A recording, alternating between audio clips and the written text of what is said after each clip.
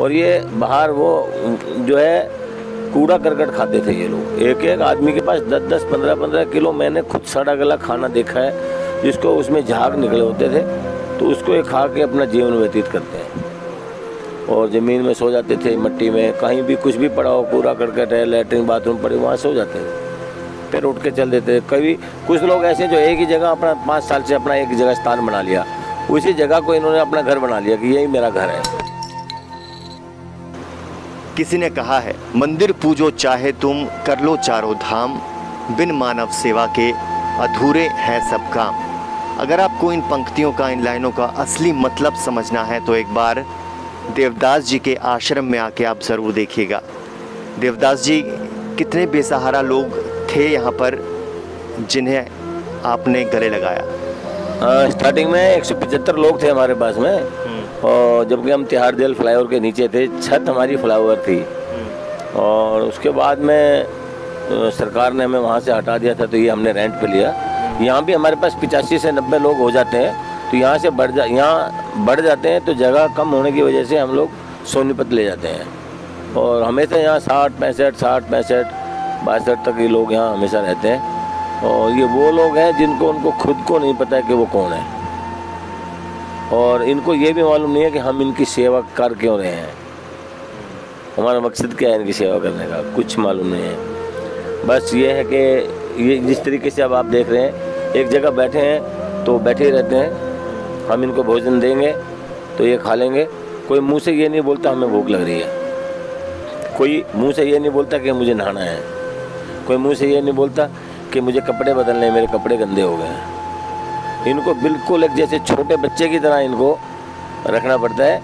जैसे छोटे बच्चे के लिए हम अपने बच्चों के लिए करते हैं कि इसका नहाने का समय हो गया, खाने का हो गया, कपड़े पहनाने का हो गया, तो इस बिल्कुल सेम बच्चों की तरह ही हम इनको रखते हैं। अगर बच्चों की तरह भी नहीं देखेंगे तो ये उसी तरीके से रहेंगे जैसे बाहर से हम लाए हैं। और ये बाहर वो जो है कूड़ा करकट खाते थे ये लोग। एक एक आदमी के पास 10-10, 15-15 किलो मैंने खुद सड़ा गला खाना देखा है, जिसको उसमें झाग निकले होते थे, तो उसको ये खा के अपना जीवन व्यतीत करते हैं।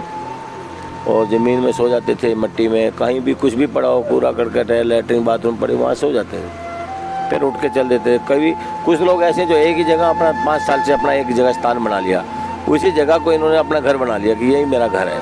वहाँ लोग कोई कुछ दे जाता था, कोई कुछ इनको या कुछ मांग लेते थे, और इस तरीके से ये लोग जी रहे थे। देवदास जी, पहले आप ट्रक ड्राइवर थे, आपने बताया, आपके मन में कब ये भाव आया कि आपको सेवा करनी चाहिए? अब ये ऐसे था कि मैं जो उस टाइम ड्राइवर भी नहीं हुआ था। अच्छा।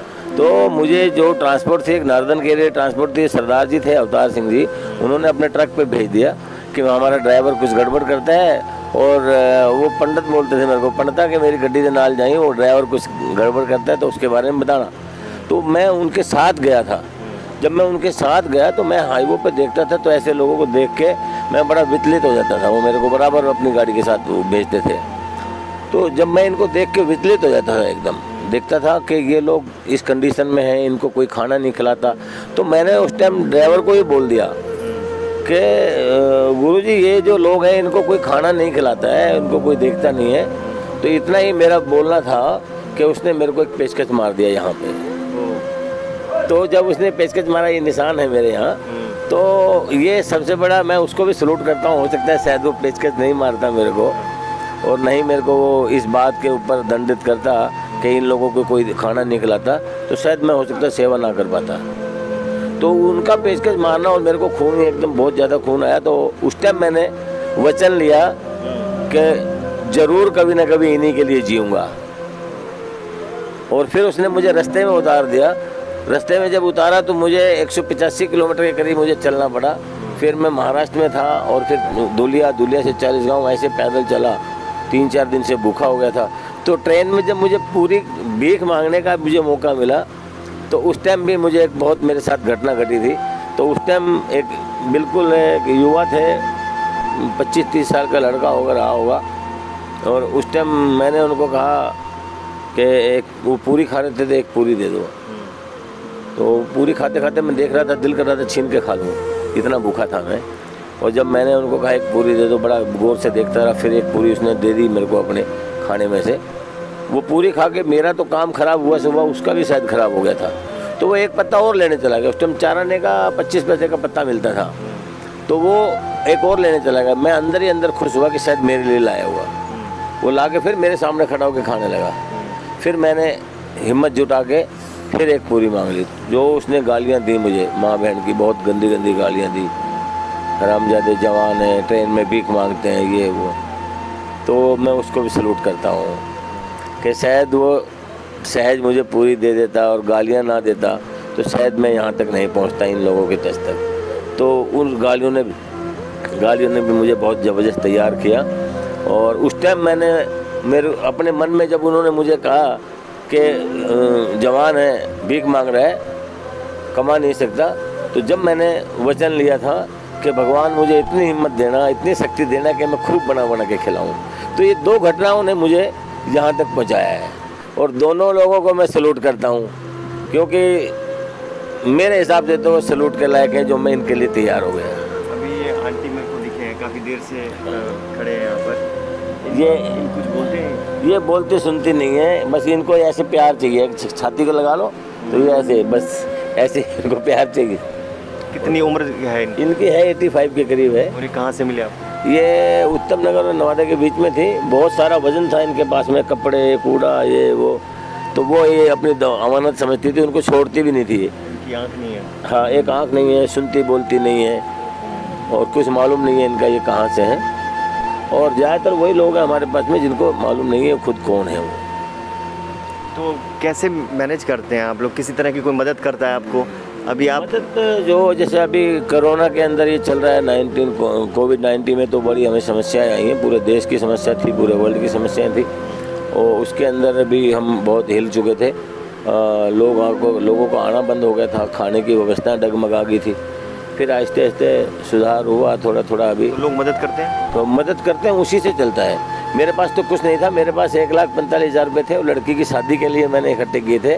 तो जब स्टार्टिंग किया था तो मैंने अपनी मिसेज से लेके इनके बर्तन ले आया था मैं। ऐसे यहाँ पर लोग होंगे जिनकी कहानी बहुत ही हैरान करने वाली होगी, जिनको आप उठा कर लेके आए, और बहुत ही सभी लोगों की कहानी तो सभी लोगों की हैरान करने वाली है। अब जैसे मैंने कल इनको लिया है, परसों, इनकी पहली वीडियो आप देखेंगे तो मैं आपको दूंगा। तो बहुत बड़ी बड़ी जटाएँ थी इनके, बड़े बड़े जटाएँ हो गई थी, सिर में दाढ़ी बहुत बड़ी थी। अभी एकदम स्वस्थ है, और पैर इनके सूजे हुए थे चल चल के। तो हाँ, अभी भी सूजे हुए पैर। तो कल आके उसके बाद इन्होंने आके यहाँ पे खाना वाना खा के आराम किया है, सोए हैं। अब इनको नहीं पता है कहाँ से आए हैं, बोलते नहीं बताया इन्होंने बताया कि गाजियाबाद से हैं, बच्चे देखते नहीं हैं। वो बच्चों ने ध्यान नहीं दिया।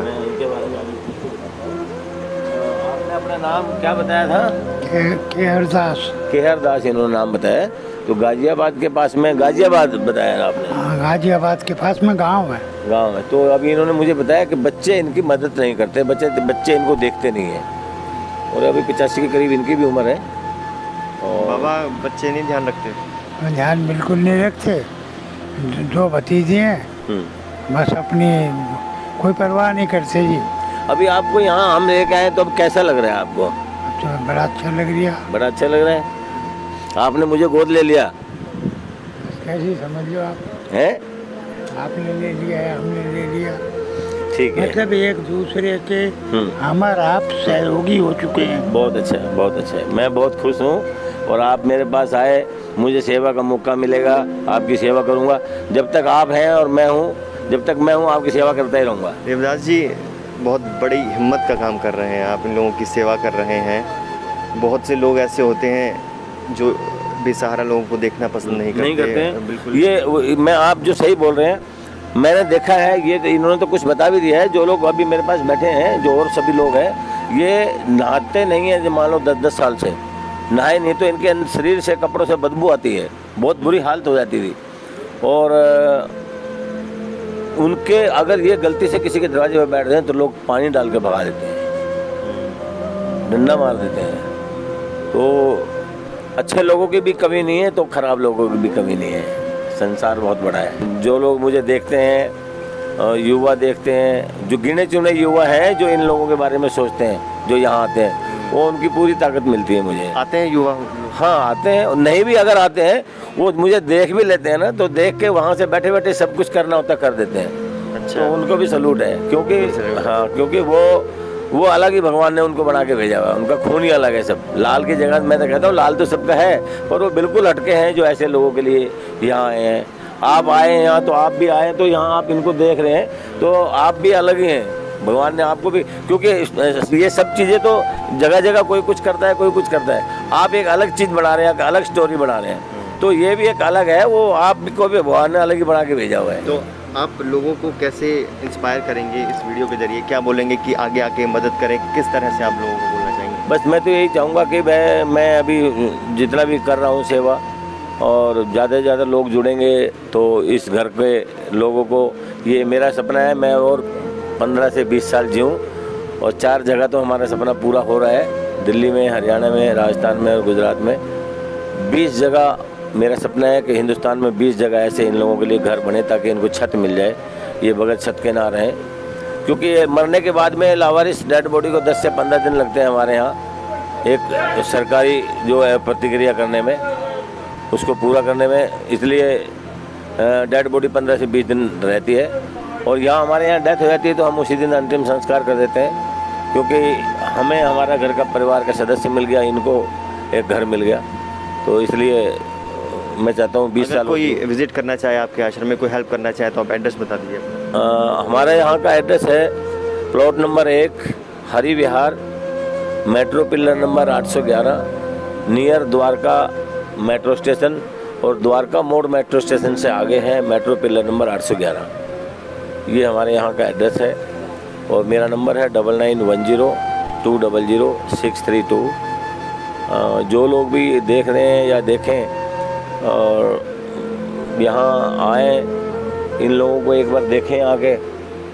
और मैं तो कहता हूँ हमें पैसे की ज़रूरत नहीं है, हमें जो चीज़ चाहिए होती है उसमें अगर वो चीज़ ला के दे दें तो बहुत बड़ी चीज़ है। तो मैं आपके माध्यम से और कहूँगा कि अगर जिन लोगों के घर में साइकिल अगर घर में रखी हुई है वो हमें साइकिलें दें, क्योंकि मैं इन लोगों को, वहाँ सोनीपत में हमारे पास जगह ज़्यादा है और वहाँ रोड भी खुला है, जिस साइड में हमारा वो आश्रम है, गाँव से खेतों के बाहर है, और साइकिल, मैं इन लोगों को साइकिल चलाना सिखाऊंगा। और मेरा एक ये रहेगा कि इनको ज़्यादा से ज़्यादा हम साइकिल सिखाएं, ज़्यादा से ज़्यादा साइकिल चलवाएं, आधी से ज़्यादा बीमारियाँ इनकी साइकिल चलाने से ठीक हो जाएंगी। बिल्कुल, अगर आप ये वीडियो देख रहे हैं तो देवदास जी ने जो कहा है, प्लीज़ उनकी हेल्प कीजिए। एक बार ज़रूर आके देखिए यहाँ पर कितना बड़ा काम कर रहे हैं देवदास जी। वीडियो को ज़्यादा से ज़्यादा शेयर कीजिए और हमारे चैनल को सब्सक्राइब कीजिए, और इसी तरह के इंस्पिरेशनल वीडियो हम आपके लिए लेकर आते रहेंगे।